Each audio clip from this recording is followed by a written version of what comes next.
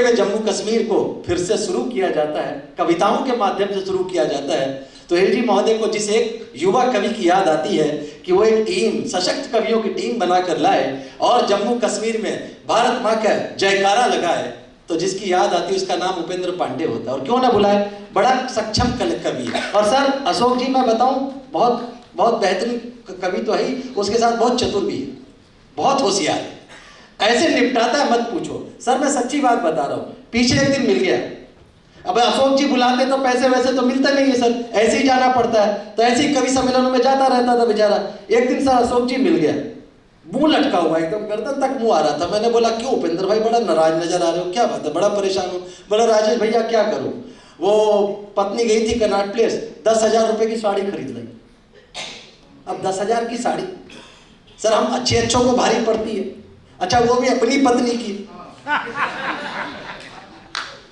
समझ तो आप गए हो, मतलब ये वही समझे जो दूसरों की पत्नियों को दिलवाते रहते हैं। तो 10,000 की साड़ी खरीद लाई भैया, करूं क्या? आज बड़ा खुश। मैंने बोला उपेंद्र भाई बड़े खुश नजर आ रहे हो, क्या चक्कर क्या है? बोला राजेश भैया आज वही साड़ी पहनकर पत्नी आपके घर गई। ऐसे फंसाने वाले काम करता है ये, बहुत कमाल का कवि है। 4 पंक्तियों से इसका स्वागत करना चाहता हूं मैं, और आप तालियों से उनको बुलाइएगा कि सुना था। एडवांस पेमेंट मत करो यार, सरकारी कर्मचारी काम के बाद पेमेंट हम करते हैं, वो भी आराम से। आप एडवांस पेमेंट कर रहे हो, मैं जज्बे को सलाम करता हूँ। 4 पंक्तियां सुना था उपेंद्र भाई के लिए। सुना था मैंने बचपन में भला कीजिए भला होगा, सुना था मैंने बचपन में भला कीजिए भला होगा, कहा ये जिसने उसको भी मुकद्दर ने छला होगा, और जमाना आज जिसके नाम की देता मिसालें हैं, कभी वो भी जमीन पर लड़खड़ा कर ही चला होगा। आपकी जोरदार तालियों के बीच युवा कवियों में एक बड़ा नाम उपेंद्र पांडे।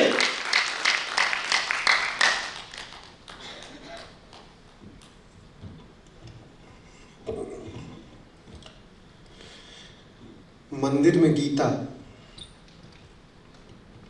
मंदिर में गीता तो मस्जिद में कुरान लिखूंगा। राजेश भाई कि मंदिर में गीता तो मस्जिद में कुरान लिखूंगा, काशी में हिंदू तो काबा में मुसलमान लिखूंगा। और गद्दारों गद्दारों नारों में सुन लो, अफजल को गुरु बताया फिर तो। गद्दारों नारों में सुन लो, अफजल को गुरु बताया फिर तो। सौगंध शहीदों की चुन चुनकर केवल हिंदुस्तान लिखूंगा। सौगंध शहीदों की चुन चुनकर केवल हिंदुस्तान लिखूंगा। सर्वप्रथम मां शारदे को नमन करता हूं, मंच को प्रणाम करता हूं। 4 पंक्तियां मैं किस विधा में लिखता हूं, मेरे तेवर क्या है कि बस एक प्रतिज्ञा एक मंत्र बस एक देश का नारा है। बस एक प्रतिज्ञा एक मंत्र बस एक देश का नारा है। हम देश नहीं झुकने देंगे या भारतवर्ष हमारा। गलत और बढ़ाइएगा कि हम देश नहीं झुकने देंगे या भारतवर्ष हमारा है। और रोम रोम में देशभक्ति है, कोटि कंठ जयगान है। आदर्श विवेकानंद हमारे वल्लभ भाई प्रतिमान है। आदर्श विवेकानंद हमारे वल्लभ भाई प्रतिमान है। बहुत शानदार मंच, बहुत श्रेष्ठ संचालन कर रहे थे हमारे राजेश भाई। पत्नी की मेरे बात बताई, एक दिन रात में 2 बजे उठकर बोले मुझे नींद नहीं आ रही। हमारे संचालक महोदय देश के बड़े कवि हैं, पीएसयू में सीजीएम है, बताया था आपको, लेकिन रात में 2 बजे उठकर बोले मुझे नींद नहीं आ रही। बगल में भाभी जी लेटी थी, बोले उठ के बर्तन साफ कर लो। हाँ नहीं स्थितियां हो जाती है साहब, हम कवियों के साथ स्थितियां हो जाती हैं। परसों में एक शादी में गया, मुझे एक लड़की पसंद आई, वीर रस का कवि हो साहब अशोक जी। परसों में एक शादी में गया, मुझे एक लड़की पसंद आई, मैंने 15 मिनट उससे बात की, ये मेरा टैलेंट था। 15 मिनट बाद पता चला उसी की शादी थी। तो स्थितियां हो जाती है। तालियां बजाइए तो खुल के बजाइए आप लोग। हाँ बहुत शानदार। वैसे भी हमारे कवि लोग हैं, बड़े विद्वानों ने कहा कि कवि जितने होते कवि लोग होते हैं वो आधे पागल होते हैं और उनके बुलाने वाले।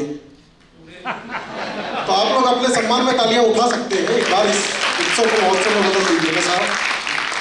रात में 2 बजे उठकर बोले मुझे नींद नहीं आ रही, बगल में भाभी जी लेटी थी, बोले उठ के बर्तन साफ कर लो। अब कवि आदमी, इनका अगर जवाब समझ में आया तो इस उत्सव को महोत्सव में बदलिएगा साहब। इन्होंने एक पंक्ति में जवाब दिया, नींद में बोल रहा हूं। तो जोरदार तालियां आप लोग उठाइए। मैं एक जगह काव्य पाठ करने गया था हरियाणा में, सोनीपत में। वहां एक मैं बड़ी देर तक काव्य पाठ कर रहा था, एक ताऊ खड़े हो गए।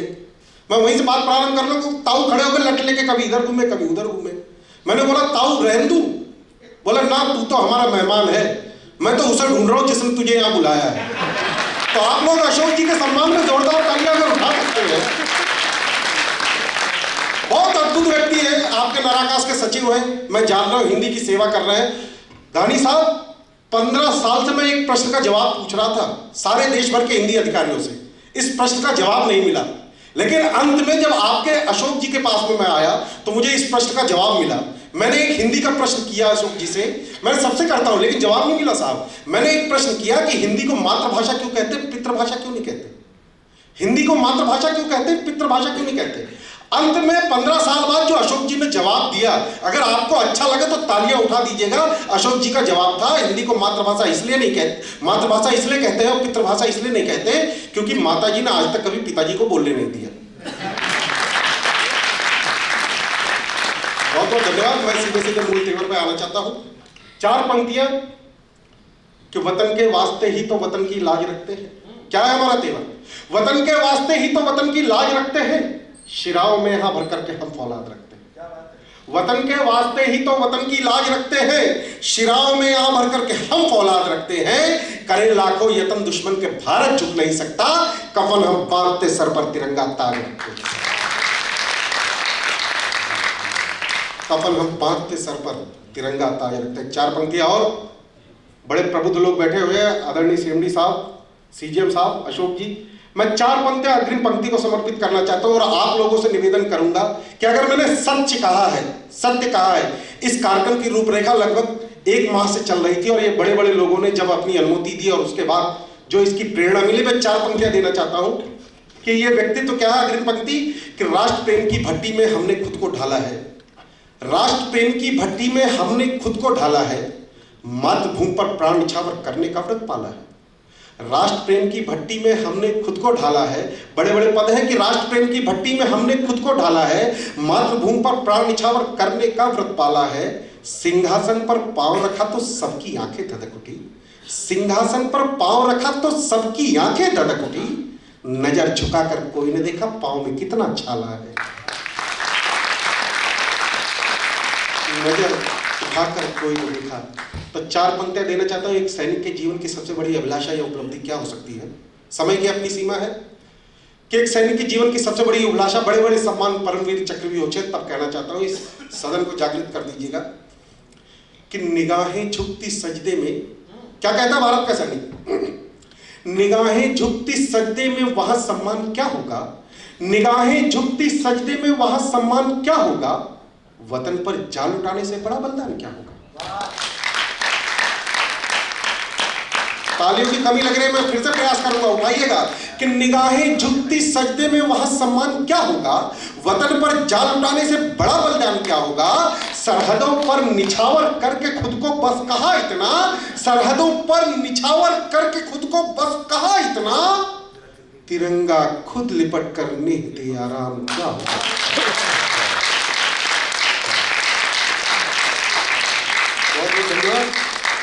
तिरंगा खुद लिपट कर नेह दे आराम क्या होगा। 4 पंक्तियां और कि हमें जरा सी ठंड लगती है, हम अलाव जला लेते हैं, हीटर की तरफ भागते हैं। हमारे देश के बेटे -30 और -50 डिग्री टेम्परेचर पर गलवान में, सियाचिन में अनुभूति करके देखिए साहब, देश की रक्षा करने के लिए -50 डिग्री टेम्परेचर पर खड़े हैं, तब जाकर हम लोग ये खुशी खुशी उत्सव और महोत्सव मना पाते हैं। आपकी तालियां उन बेटों तक पहुंचाना चाहता हूं। 4 पंक्तियां देना चाहता हूं।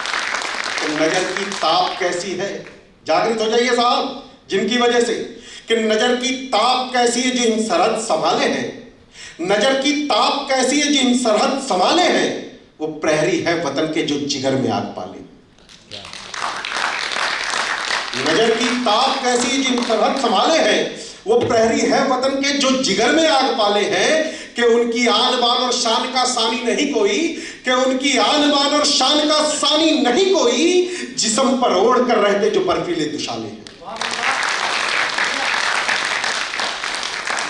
जिस्म पर ओढ़ कर रहते जो बर्फीले दुशाले हैं। और 4 पंक्तियां और कुछ भारत के बेटे +50 डिग्री टेम्परेचर पर खड़े हैं। बॉर्डर फिल्म आप लोगों ने देखी होगी। अभी 3 महीने पहले आप लोगों ने वो वीडियो आप सभी के आंखों के सामने से गई होगी। सीआरपीएफ का जवान रेगिस्तान में पापड़ रेत के अंदर रखता है और 2 मिनट बाद वो पापड़ सिक जाता है। किसके लिए? हमारे लिए। तब 4 पंक्तियां आपकी उस मुरतल तक भी पहुंचाना चाहता हूं कि वतन के हैं सिपाही जो वतन की बात करते हैं। हमारे गांव देश के देहात के अड़ोसी पड़ोसी पे थे कि वतन के हैं सिपाही जो वतन की बात करते हैं। गजन जी, कि वतन के हैं सिपाही जो वतन की बात करते हैं, मरधर की तपन में भी अगन की बात करते हैं।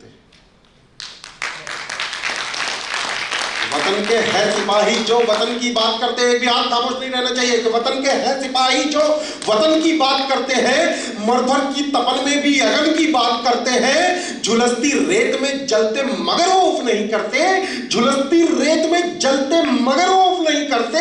निगहबानी जो सरहद की खड़े दिन रात करते हैं।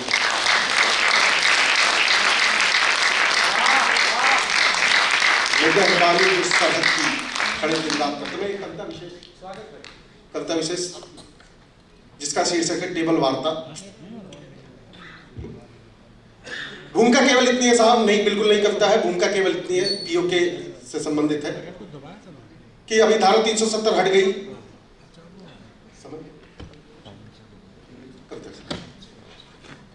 आए दिन पाकिस्तान सरहदों पर बदतमीजियां करता रहता है और हमारी भारत की सेना जब उसका प्रतिकार करती है, जब जवाब देती है, प्रत्युत्तर देती है, सर्जिकल स्ट्राइक करती है, तो पाकिस्तान की सरकार और वहां के सेना अध्यक्ष भारत से क्या कहते हैं? टेबल पर बैठकर बातचीत कर लेनी चाहिए। केवल इतनी भूमिका है साहब। मैं पंक्तियां देता हूं और आप लोगों की आशीर्वाद चाहता हूं कि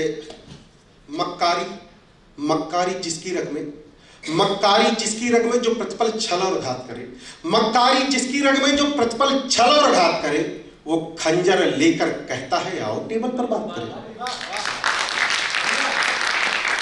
हालत कमजोर, मैं फिर से प्रयास करूंगा। मैंने जब ये कविता लिखी साहब, दाढ़ी साहब, जब मैंने ये कविता लिखी, मैंने अपने दोस्त को सुनाई, उसने ताली नहीं बजाई। मैंने ये कविता लिखी, मैंने अपने दोस्त को सुनाई, उसने ताली नहीं बजाई। आज उसकी 13वीं परसों मेरी पेशी है। तो तालियां बजाइए तो एक साथ बजाइएगा कि मक्कारी जिसकी रग में जो प्रतिपल छल और घात करे, मक्कारी जिसकी रग में जो प्रतिपल छल और घात करे, वो खंजर लेकर कहता है आओ टेबल पर बात करें। हालात तो अब भी बदतर है, जो मसला था क्या सुलझ गया, इस बातचीत के चक्कर में कश्मीर हमारा उलझ गया। या दुश्मन का दुस्साहस है सरहद पर फायर झोंक रहा, या दुश्मन का दुस्साहस है सरहद पर फायर झोंक रहा, भारत मां के मस्तक पर आतंकी कीले ठोक रहा। और कुछ दुश्मन के शुभ चिंतक हैं इस देश का खाते पीते हैं, कुछ दुश्मन के शुभ चिंतक हैं इस देश का खाते पीते हैं। भारत तेरे टुकड़े होंगे सपना लेकर जीते हैं। ऐसे जहरीले नागों के फन पर ही सीधा घात करे, वो खंजर लेकर कहता है आओ टेबल पर बात करें। मक्कारी जिसकी रग में, याद करो उस मंजर को लाहौर तलक जाकर आया। भारत का इतिहास रहा है साहब, बड़े प्रबुद्ध लोग बैठे हैं। भारत के रणबांकुरे सदैव का इतिहास रहा है। 65 का युद्ध, 71 का युद्ध, भारत के रणबांकुरे युद्ध भूमि में युद्ध को जीत जाते हैं, किंतु जब उसी युद्ध को बैठकर टेबल पर बात होती है, उसी युद्ध को हम हार जाते हैं। तब मैं कहना चाहता हूं कि याद करो उस मंजर को लाहौर तलक जाकर आया। याद करो 93,000 सैनिक हमने छोड़े। याद करो उस मंजर को लाहौर तलक जाकर आया, पर बातचीत की टेबल पर जाकर भारत मुक्ति खाया। याद करो उस साहस को, याद करो उस साहस को जब सर दुश्मन का काट दिया, पाकिस्तानी नक्शे को 2 टुकड़ों में ही बांट दिया। दुनिया में हाहाकार मचा तब कूटनीति का खेल हुआ, दुनिया में हाहाकार मचा तब कूटनीति का खेल हुआ, पर बातचीत की टेबल पर जाकर भारत क्यों फेल हुआ। जब जब सेना का हाथ खुला, समर्थन करना अगर गर्व हो, जब जब सेना का हाथ खुला विकराल रूप दिखलाया है, जब जब सेना का हाथ खुला विकराल रूप दिखलाया है, घर में घुसकर लाहौर तलक जाकर झंडा फहराया है। तालियां उठती जाइए, कि घर में घुसकर लाहौर तलक जाकर झंडा फहराया है और सेनापति गंभीर है अपना। वर्तमान परिदृश्य, सेनापति गंभीर है अपना, सेना पूरी सक्षम है, सेनापति गंभीर है अपना, सेना पूरी सक्षम है, गद्दारों से डरना कैसा, जनता में जब दमखम है।